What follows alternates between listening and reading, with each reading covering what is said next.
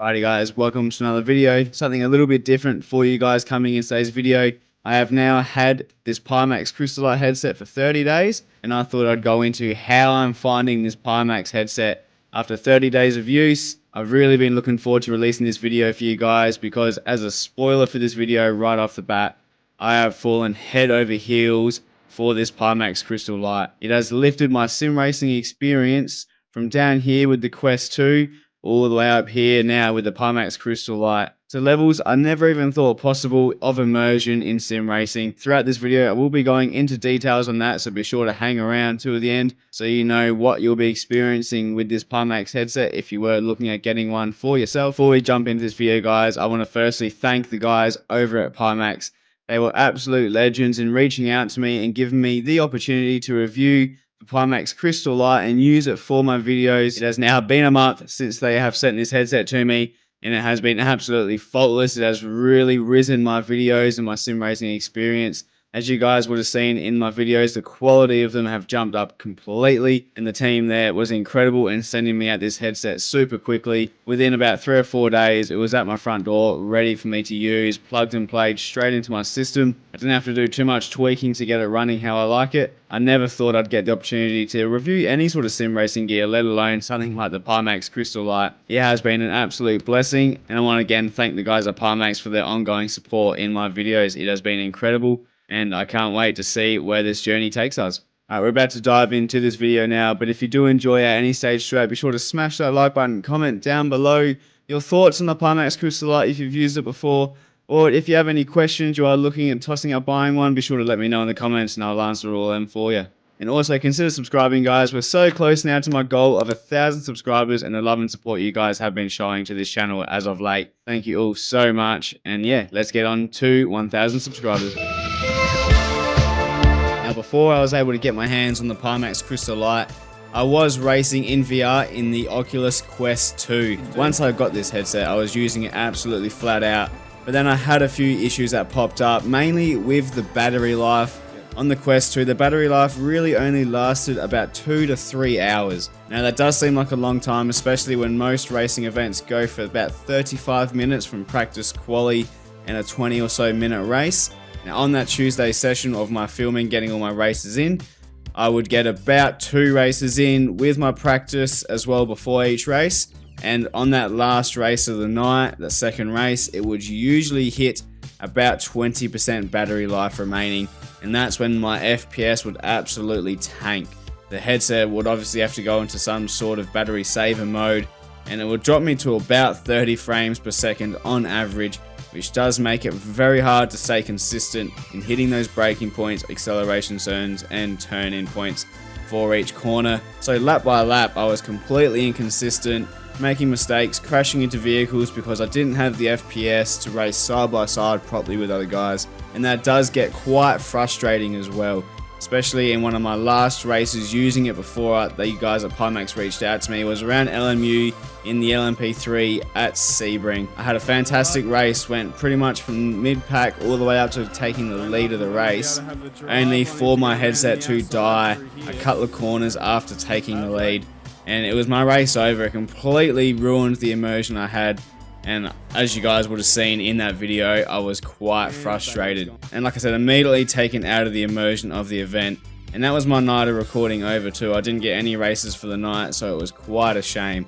But then with the Pimax Crystal Light, this plugs directly into my power supply. So I'm getting those 4, 5, 6 hour sessions in throughout the day and the night of my recording for the races, practice sessions and all.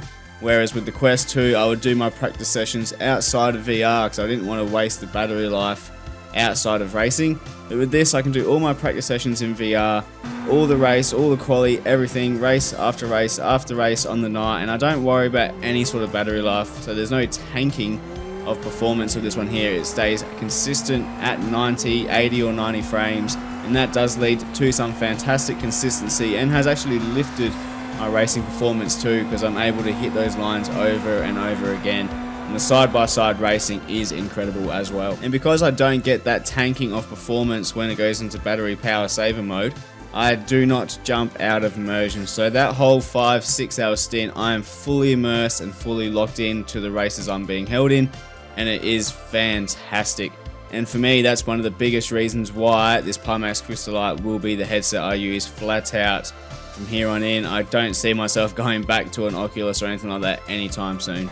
The other thing I did notice from jumping from the Oculus Quest 2 to the Pimax Crystal Light in this last 30 days has been the graphics performance. With the Oculus Quest 2, it was capped out at 70 FPS, and I would usually average between 40 and 60 frames per second, sometimes even closer to 30 on a track where I had a lot of foliage, a lot of grandstands and crowds, or that the car grid was high, so I had a lot of cars on the grid, which would really tank the performance and the FPS of the headset. So to get my headset to run at 70 FPS consistently, to get the best consistency without races and the best viewing for you guys as well, I had to drop down all the settings like the car details, the track, the event details were all on low, the crowd was off, so there was no crowd, no grandstands, any pit objects were completely null and void too, the foliage was gone, the trees weren't there, the shadows were completely gone, not one shadow to be seen, because that really does tank performance. Now the shadows did take one hell of a toll on the performance of the headset, so they're scrapped instantly as well. So without having any crowd, grandstands or tents or anything like that around the track, it really does remind you that you're not in the actual event yourself. It reminds you that you're sitting in your bedroom, spare room, lounge, garage, wherever you may be racing. Just having that fact there, even with the VR, it would still remind you that, yeah, like I said, you're not in that car, you're not at the event. As soon as I plugged in the Pimax Crystal Light, I slowly added the graphics back into it. I didn't go straight to the top, and I couldn't believe, I just kept adding graphics to it and the performance wasn't leaving. I was stagnant at 90 FPS. I was turning the crowd on, the grandstands on, everything was on high, foliage was there. I turned the image quality up, the sharpness was there, and even shadows. I couldn't believe it when I was able to put shadows back onto the track. And that just helps you sink straight into that car you are driving, completely immersed into the event, and you really do get lost in the world of racing. It is incredible, just completely zoned in to what you are doing. And being myself, I mainly am chasing immersion. I'm not after that fastest experience, getting the absolute best out of each car and trying to get to the highest level of sim racing. I'm more about, I want to feel like I'm in that car. I want to get to the closest experience possible without having the budget to afford to go racing in a GT3 or Formula car myself around the world. I want to be feeling that from the comfort of my own home, and the Pimax Crystal Light does that beautifully for me. And if you would like me to dive deep into all the settings on each sim racing title, be sure to let me know down in the comments below, and I will look into making a video going through all of my settings on these sim racing titles. One of the most common things I do see down in my comments and have people messaging me about is the bulkiness of the Pimax units, not only the Crystal Light but also the Crystal Super, especially when you compare it to something like the Quest 2 here, or even the Quest 3, which is slightly larger than this.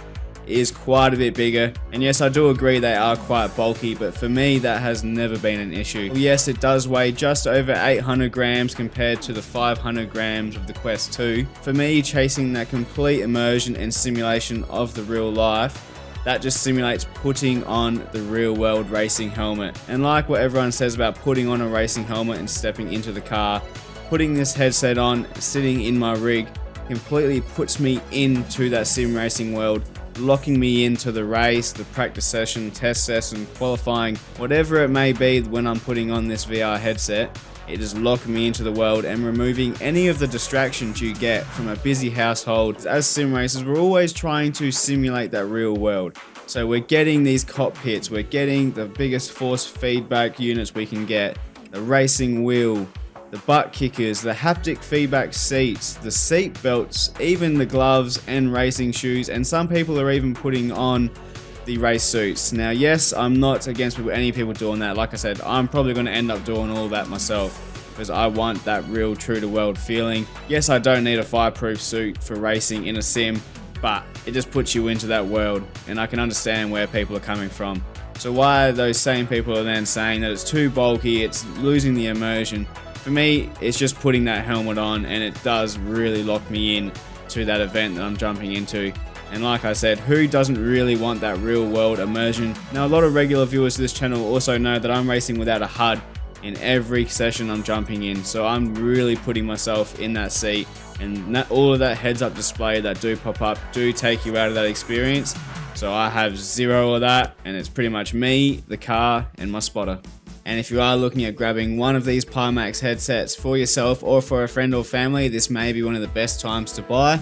Now that is going to be because right now on the official Pimax website, they are running a 10th anniversary of Pimax for Christmas. This is going to go from the 12th of December through to the 1st of January. And you're going to be getting some nice savings there. And one of those savings is on the Pimax Crystal Light.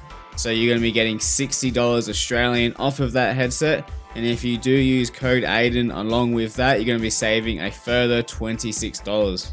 And you can do that by clicking the link in the description or by clicking the pinned comment down below. Now next, I want to talk about how this has improved my racecraft and my overall speed in the simulator. Now this is due to it plugging directly into my GPU, so the latency that you would normally get from a Quest 2 where it's a compressed file through a USB-C cord, so I am able to hit that 90 FPS way more consistently, which means going into that braking zone where I've got a 75 or 100 meters to brake to make that corner, I'm hitting that 100 meters or even that 97 meter mark over and over again way more consistently because of the refresh rate of the headset itself. And it's not even just my braking points, it is those turn-in points, the acceleration zones, my wheel-to-wheel racing as well. With the wider FOV has made it so much easier to not be taking out other drivers or giving them a little bit extra room if they're a little bit sketchy, as we all have come across. This headset does it all for you. And that is helped by the fact that when you're in VR, you are in that 3D space. You're not looking at a 2D screen with 2D objects coming past you.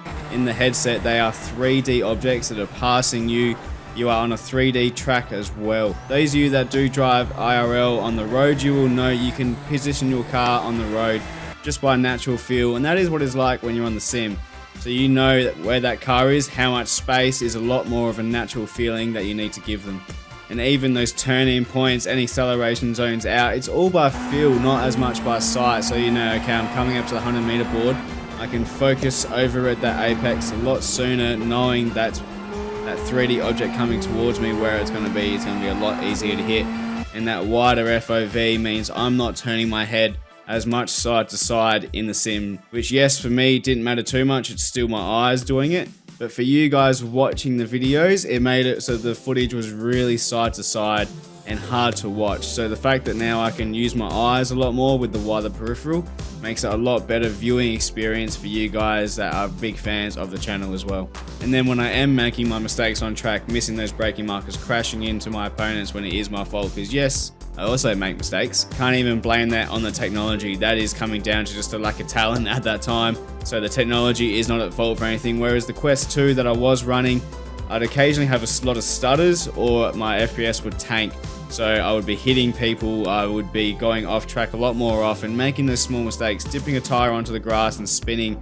It was happening a lot more often, and I did have that freedom to blame the technology over my skill. But now with the technology surpassing my skill, there is no blame that I can pass on to the Pimax, unfortunately. And you're able to get that wide FOV with the two 2080 by 2080 displays, one for each eye that do come with this. That is what's giving you that super wide feeling, and you aren't getting that scuba diver effect as much, and there's definitely not a single feeling of screen door effect. It is all super sharp and very easy on the eyes. Now that is going to be it for this video, guys. Just a quick one just to go over my month experience, my 30-day review of the Pimax Crystal Light. I have not found anything that I do not like about this headset yet, hence why this video was full of positives. And the only thing that I was originally concerned with, which I did say in the original video, was that I wouldn't be able to wear this headset that has my mic attached to it. But it sits nicely over my headset, so it locks me in completely, which is absolutely fantastic. If you do have any questions about this headset that you want to be asked, let me know down below. If you want me to test anything again, feel free to type away down in the comments and I'll see what I can do for you.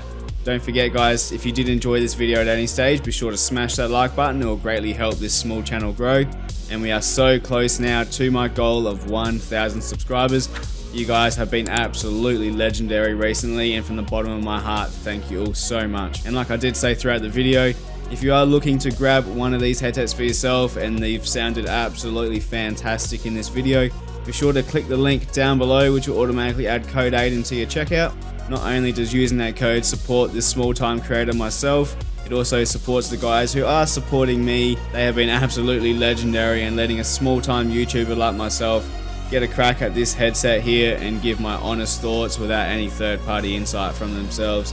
The complete freedom to say what I need to say about it, but that just shows the confidence they have in their headsets. They have completely changed the life of this small-time YouTuber, and so from the bottom of my heart, thank you so much to the guys over there as well. My most recent videos are popping up on screen now, be sure to check them out, and I shall see you guys out on track in the next video.